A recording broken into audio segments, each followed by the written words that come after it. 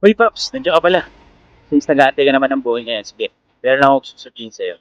Ikaw ba bilang isang MC taxi rider, nagkaroon ka na ba ng realization bilang isang MC taxi rider para doon sa mga future plans na ginagawa ng 107?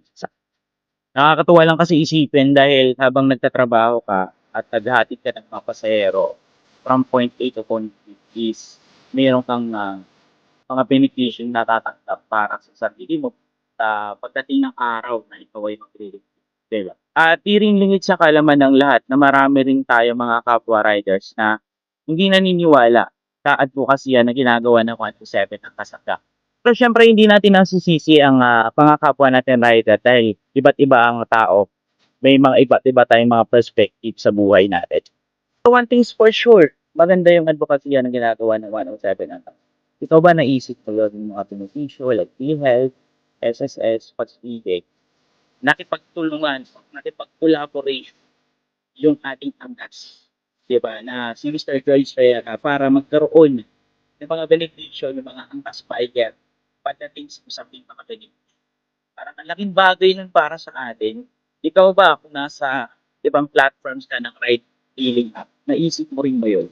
So minsan, papasok din sa isip natin, oo nga no, tama nga si Mr. George Sayeta.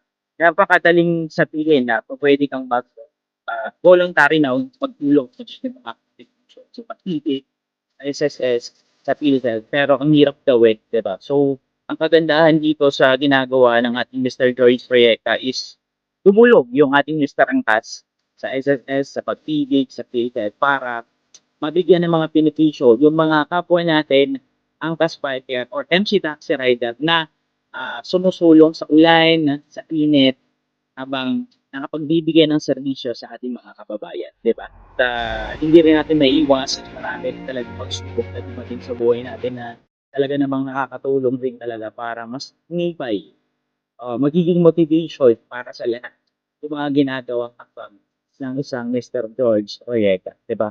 Ikaw ba, na-realize mo na?